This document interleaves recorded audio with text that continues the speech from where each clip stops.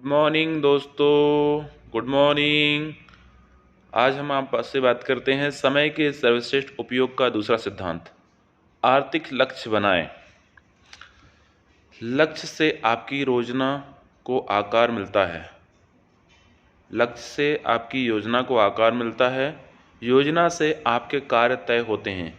कार्यों से परिणाम हासिल होते हैं और परिणाम से आपको सफलता मिलती है और यह सब लक्ष्य से प्राप्त होता है। ये कहते हैं हमारे सैड हेल्मस्टेटर। चलिए आइए जानते हैं विस्तार से। अगर आपका कोई लक्ष्य ही नहीं है तो आपकी सफलता संदिग्ध है। अगर आप यही नहीं जानते कि आप कहाँ पहुँचना चाहते हैं तो आप कहीं नहीं पहुँच सकते। जैसे किसी यात्रा पर जाने से पहले आपको यह पता होना चाहिए कि आप कहाँ जाना चाहते हैं, उसी तरह आपको यह भी पता होना चाहिए कि आर्थिक क्षेत्र में आप कहाँ जाना चाहते हैं, तभी आप वहाँ तक पहुँच सकते हैं। यदि आपकी कोई मंजिल ही नहीं है तो आप वहाँ तक पहुँचने की योजना कैसे बनाएं और उस दिशा में कैसे चलेंगे। अगर आप जीवन में कुछ नहीं चाहते तो यह जान लें कि लक्ष्य के बिना काम नहीं चलेगा। लक्ष्य दो तरह के होते हैं, सामान्य लक्ष्य और निश्चित लक्ष्य। सामान्य लक्ष्य इस प्रकार के होते हैं, मैं और ज़्यादा मेहनत करूँगा, मैं अपनी कार्य कुशलता बढ़ाऊँगा, मैं अपनी योग्यता में वृद्धि करूँगा इत्यादि। दूसरी ओर स्पष्ट लक्ष्य इस प्रकार के होते हैं, मैं हर दिन 8 घंटे काम करूँगा, या मैं हर महीने 20,000 रुपये कमाऊँगा, या मैं सॉफ्टवेयर इंजीनियर का कोर्स करूँगा। स्पष्ट लक्ष्य वे होते हैं जिन्हें नापा या जांचा जा सकता है। लक्ष्य जितना स्पष्ट होगा, आपके सफल होने की संभावनाएं उतनी ही ज़्यादा होंगी। स्पष्ट आर्थिक लक्ष्य सफलता के लिए कितने महत्वपूर्ण होते हैं, इसका एक उदाहरण देखें। एक सेल्समैन की पत्नी अस्पताल में लंबे समय तक भर्ती रही। हैरानी की बात यह थी कि उस साल सेल्समैन ने अपनी सामान्य औसत से लगभग दोगुना सामान बेचा।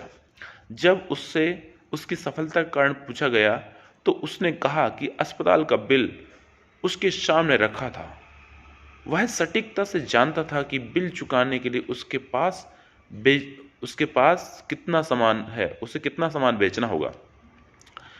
इस उदाहरण से यह स्पष्ट होता है कि अगर कोई मनुष्य ठान ले तो वह अपने आर्थिक लक्ष्य हासिल कर सकता है, और बशर्ते उसके सामने स्पष्ट लक्ष्य हो। इसलिए समय के सर्वश्रेष्ठ का उपयोग का दूसरा सिद्धांत है आर्थिक लक्ष्य बनाएं। आर्थिक लक्ष्य बनाना बहुत ही आसान है। आपको पहले तो यथार्थवादी ढंग से यह तय करना होगा कि आप हर महीने कितना धनराशि कमाना चाहते हैं, और फिर गणित की सहायता से यह पता लगाना है कि धनराशि को कैसे कमाया जाए। उदाहरण के लिए, अगर कोई दुकानदार हर महीने 10,000 रुपये कमाना चाहता है, उसे एक प्रोडक्ट बेचने पर 50 रुपये लाभ होता है, तो गणित आसान है। उसे हर महीने 200 प्रोडक्ट बेचने होंगे। यदि यह महीने में 25 दिन काम करता है तो उसे हर दिन 8 प्रोडक्ट बेचने होंगे। औसत का यह आंकड़ा जानने के बाद अब आप काम को टाल नहीं सकते। अब वह मूड ना होने पर भी बोरियत का बहाना भी नहीं बना सकते, इसलिए क्योंकि कागज पर आंकड़ों की गणित उसे बता रहा है कि अगर लक्ष्य प्राप्त करना है तो उसे हर दिन इतना काम करना ही पड़ेगा।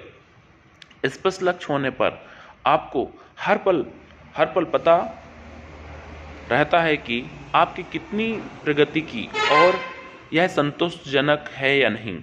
ऊपर दिए गए उदाहरण में आप अगर दुकानदार शाम तक 8 प्रोडक्ट बेच लेता है तो यह जान जाइए कि उसने आज का लक्ष्य पूरा कर दिया है।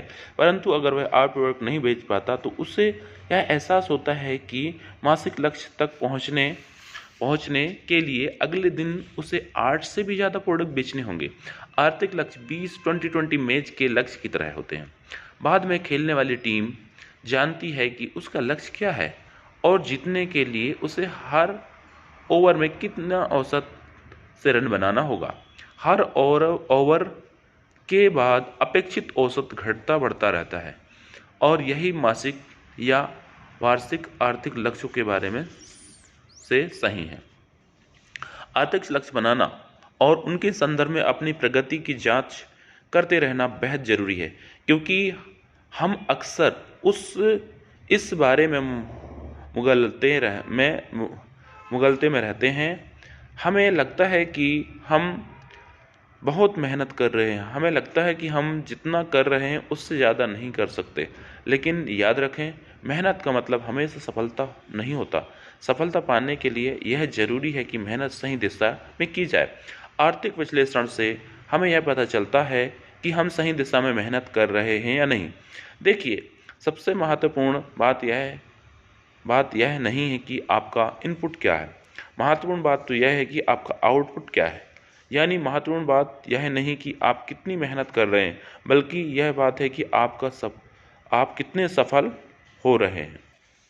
संसार हर उस व्यक्ति को जगह देने के लिए एक तरह हट जाता है जो जानता है कि वह कहाँ जा रहा है।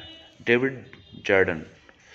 अगर आपको वह सफल अगर आपको वह फसल पसंद नहीं तो आप काट रहे हैं उसे, तो उस बीज की जांच करें जो आप बो रहे हैं अज्ञात।